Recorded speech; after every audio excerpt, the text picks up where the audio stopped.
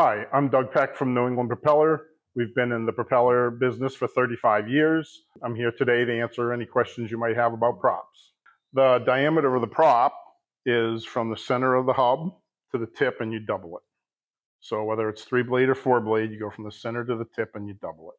So if this is a 7-inch from the center to the tip, it's 14-inch diameter prop. Pitch is the angle of attack. That's how steep this is. So pitch is described as if it was going through a solid, turning through a solid. If this was a 19-inch prop going through a solid, it would go 19 inches through a solid in distance. Changing the pitch on a propeller will affect your RPMs. So say you have a boat that's supposed to max out at 4,800 RPMs and you're getting 5,000 RPMs, you're going to want to add pitch to bring your RPMs down into your RPM range. It's very important that your engine runs in the correct RPM range. To find that information, you look on your engine plates and it'll tell you what the WOT is, wide open throttle, for your engine. And the way you have the right prop on your boat is a prop that'll run at your correct RPMs at wide open throttle. So when talking about diameter versus pitch and what matters most, it's going to be very dependent on your engine and transmission and your hull of your boat. So you're limited by the clearance under your boat as to how much diameter you can put on. And then the gear reduction is going to affect greatly what size props you also put on the boat. So a smaller gear reduction will have a smaller diameter prop, and larger gear reductions typically are going to run a bigger diameter prop. Rake is the angle of the blade coming up towards the hub. So this has a pretty flat rake, but if this was coming up tippy like this, that would be more rake, and sometimes you have props with less rake where actually they come down below the zero and have a negative rake.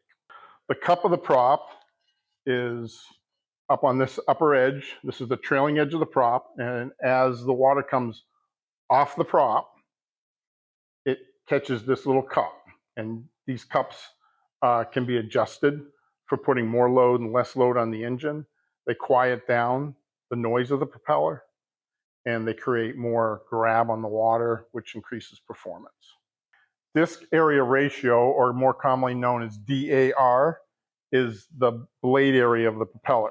So a typical Dynajet has a 0.56 DAR.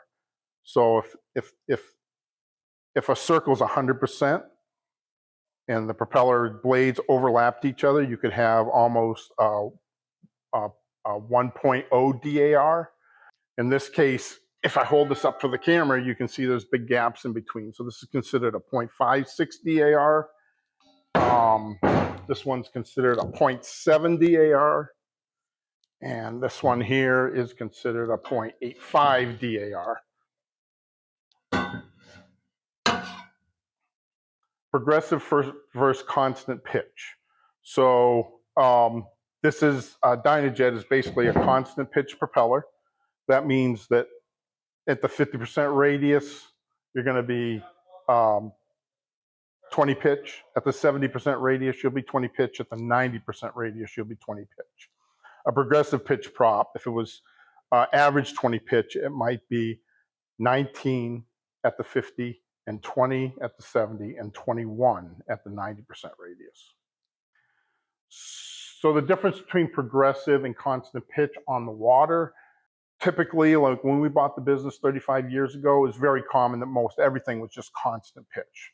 And as the industry's become more computerized and they design props for loading issues for engines, they've designed these progressive pitch props that will perform better than a constant pitch prop now. So as the industry has changed, the propeller geometries have changed, and you can get much better performance out of a progressive pitch prop if it's designed right for your boat. So the difference between left hand and right hand is dependent on your transmission. So if you have a single engine boat and your transmission's turning right hand, you need a right hand propeller. An easy way to tell a right hand propeller is to just stand in front of it and you reach out and it's like a pedal. Your right hand is like acting like a pedal on the propeller, so you know that's a right hand propeller. And over here we have a left hand propeller. So if I'm standing in front of these two blades, my left hand is going to sit like a pedal on the blade, and that's going to be a left hand. On a twin engine boat, you're going to have both types of propellers, most likely. You're going to have a right hand prop on the starboard side and a left hand prop on the port side. So markings on a prop, you're going to see a lot of markings on a prop. You can find part numbers on a prop, which will identify it. You can find the diameter and the pitch stamped into a prop. Sometimes they're stamped here, sometimes they're on the blades, sometimes they're inside the hubs. Some props you can really count on the part numbers being accurate. Other props, like the inboards we sell, this is a pilot prop that we take out of stock, so we change the bore on it, we maybe cup it, we might change the pitch. So the part number that this comes off the shelf is not necessarily what you end up with on the boat. So you have to be careful not to use the part number on certain props to reorder them. If you cannot find any good markings on your prop, or the stamps are too hard to read, you can bring the prop into us, and with our equipment, the Hale MRI, and our other measuring devices that we have, we can find out what prop you have.